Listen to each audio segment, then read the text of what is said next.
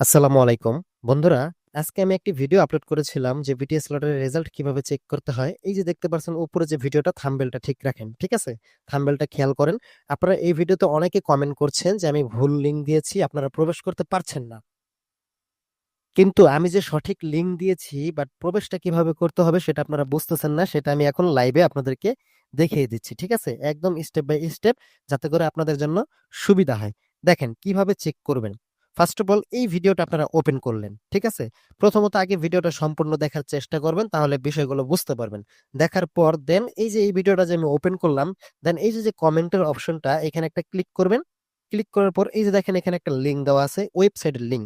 এখানে আমি সরাসরি এই লটারির লিঙ্কটা দেইনি। কারণ কি কিছু লিঙ্ক আছে সরাসরি দিলে ইউটিউবের কমিউনিটি গাইডলাইনে সমস্যা হয়। আমাদের চ্যানেলের ক্ষতি হয়।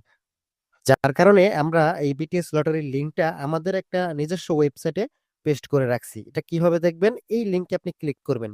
লিঙ্কে ক্লিক করার পর আপনাদেরকে সরাসরি Google Chrome বা আপনার ফোনে থাকা যেকোনো ব্রাউজারে নিয়ে আসবে। নিয়ে আসার পর এখান থেকে দেখতে পাচ্ছেন আপনি নিচে গেলে দেখতে পারবেন ৪ টা ওয়েবসাইট লিঙ্ক নামের অপশন আছে। এই ৪ টার মধ্যে ১ম যে লিঙ্ক ৩ নাম্বারে যে ওয়েবসাইট লিঙ্কটা আছে এই দেখেন আপনার এখানে আলাদা কালার শো নাও করতে পারে।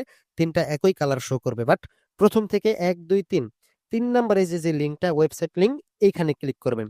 ১ম অবস্থায় ক্লিক করলে অনেকের ক্ষেত্রে বিভিন্ন অ্যাডে নিয়ে যেতে পারে, বিভিন্ন গেমের অ্যাড এগুলাতে নিয়ে যেতে পারে। যার কারণে আপনারা অনেকে বলতেছেন আমি নাকি জুয়ার সাইট করেছি। নো, এটা জাস্ট একটা অ্যাড শো করে। ঠিক আছে? Google Chrome এ বা বিভিন্ন ব্রাউজারে ঢুকলে অনেক সময় অনেক অ্যাড শো করে। আর যেহেতু এটা আমার একটা ওয়েবসাইট, এই ওয়েবসাইটে অ্যাড যুক্ত করা আছে। সো সেই ক্ষেত্রে অ্যাড শো করে বাট এটা কখনো এমন না যে জুয়ার সাইট আপনাদেরকে আমি সাজেস্ট করতেছি এরকম না।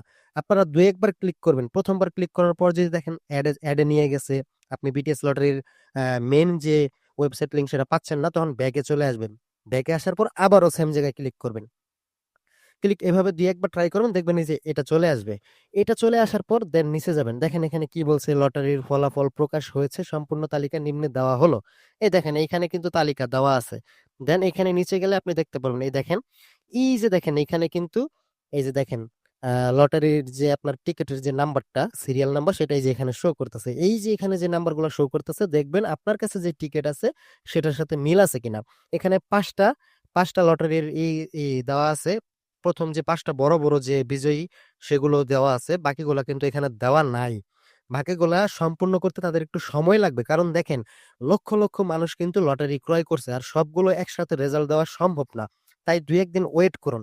আপনি আগে এইখানে এই ৫ টার মধ্যে দেখেন আপনি পেয়েছেন কিনা এটা চেক করবেন।